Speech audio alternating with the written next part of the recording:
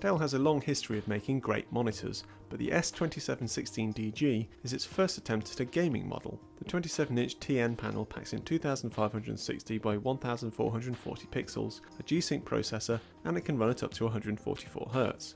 So has Dell nailed it first time, or is it the old rule of never buy a first-gen product? Well, Dell has definitely got things right when it comes to design, as this is a fantastic looking monitor. It has all the simple business-like elegance we've come to expect from Dell, and has several particularly nice touches that really finish off the look.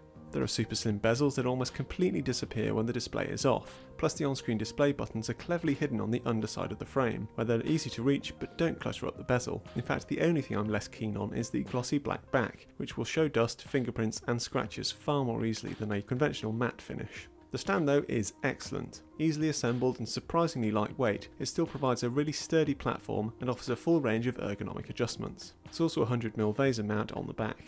Less impressive is this display's connectivity options. Its G-Sync processor limits it to having just one DisplayPort and one HDMI. That's enough for most people, but non-G-Sync alternatives tend to offer more. You get plenty of USB 3 ports though, with 2 on the back and 2 on the left side. Here there's also a headphone jack, though oddly Dell hasn't chosen to add speakers to this model. I can see the logic, as most people simply never use them, but on an expensive gaming monitor like this, it's just one of those extras you expect, no matter how rubbish they actually sound. As for the on-screen display, it's largely very good thanks to a nice clear layout. The hidden buttons can be slightly awkward, but the on-screen button indicators largely keep you on track. However, you get little in the way of gaming modes or options for tweaking the colour, and that's a shame as the default image quality of this display isn't all that great.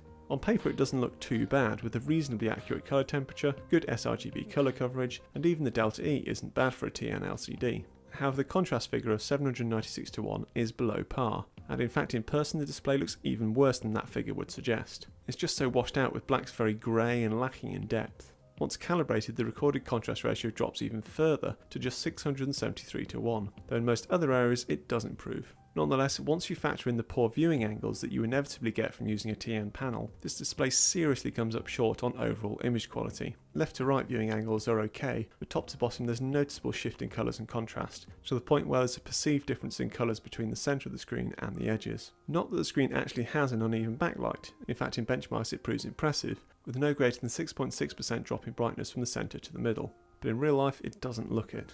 So yeah, overall image quality is not this display's strong suit, meaning it really is all about its gaming performance, which is fine. Its 144Hz panel has just a 1 millisecond response time that puts it ahead of even the latest high refresh rate IPS panels that are generally around 4 milliseconds. You'll be hard pushed to notice the difference, but it's technically there, and when combined with G-Sync you end up with a smooth, ultra-responsive experience, so as a pure gaming tool this display is up to the task. As a result, when it comes to an overall assessment of this monitor, it's a tricky one to call. Currently available for around £390, this is among the cheapest G-Sync monitors you can get of this size and resolution, and given it's a nice looking machine with plenty of features, that actually makes it worth considering.